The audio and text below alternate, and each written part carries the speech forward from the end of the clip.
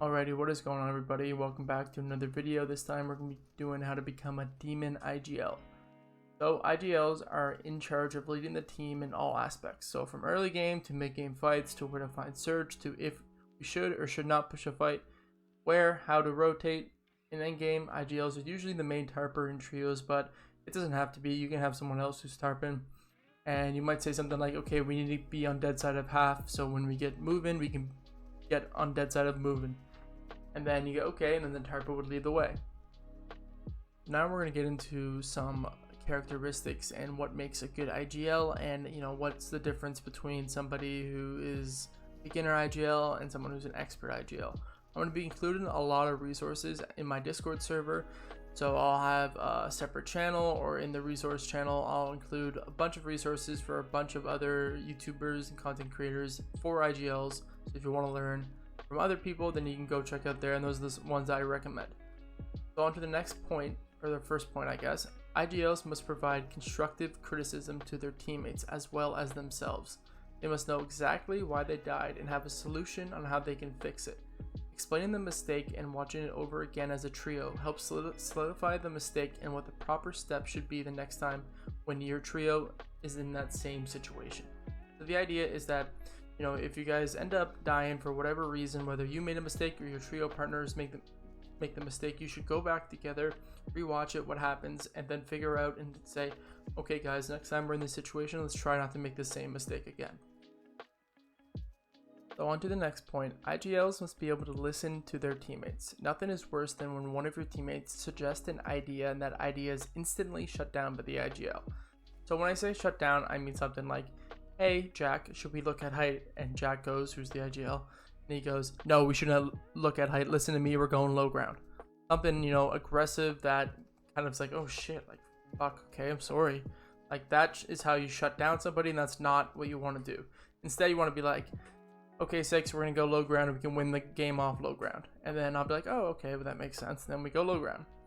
So it is important that you take in your teammates' strategies or plans, because your teammates are different players. They have different experiences. They play differently from you entirely because they're a different person. So that can make their game sense, different. So it's important that you take in what they're saying, think about it, and then maybe even sometimes act on it. Like, for example, there was a scrim a while ago. Our second height, Lucid goes, hey, if I get a snipe on height, can we go for it? And I was thinking in my mind, yeah, fuck it, do it. So he gets a snipe, and then he goes crank, and Jack goes, no, don't crank. And then Lucid and I are fucking cranking up, and then he comes up and we take height and we win the game. So in normal cases, Jack wouldn't have made the call to go for height because we are kind of iffy on a height team. But because Lucid made the call and could see that height was free, he made it and we followed through. So it's better to do a bad play together than a good play separate. So remember that.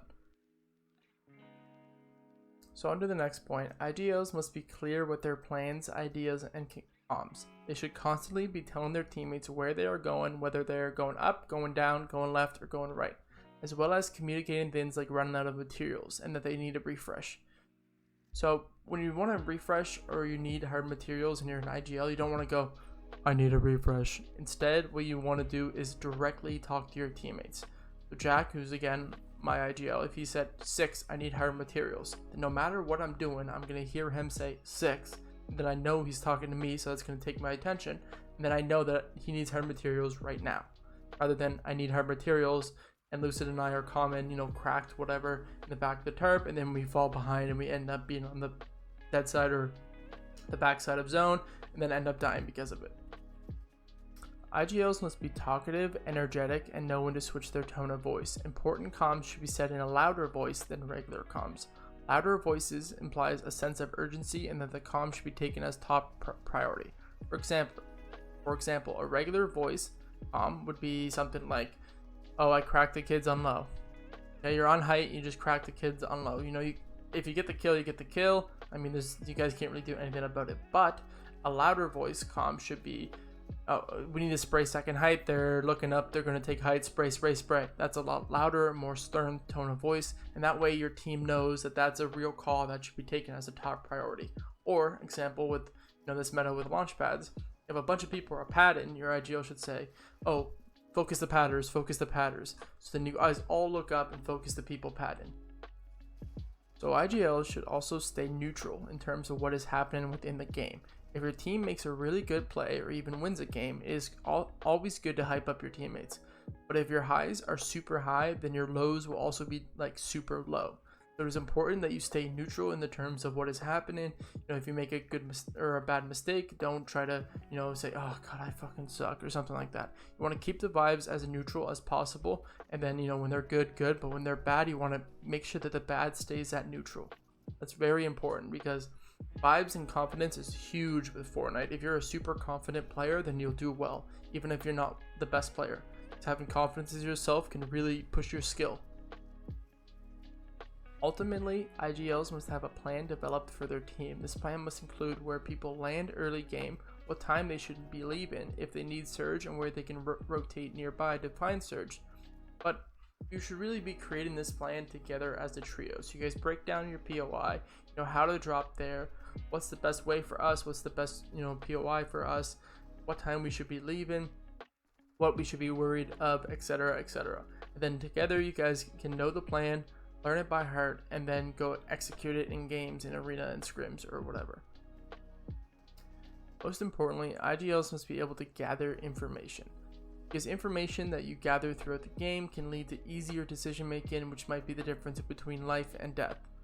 So you gather the information from being in a good position, watching where people rotate nearby, just having knowledge based on other videos or VOD reviews, or analyzing gameplay from pros or streams or whatever.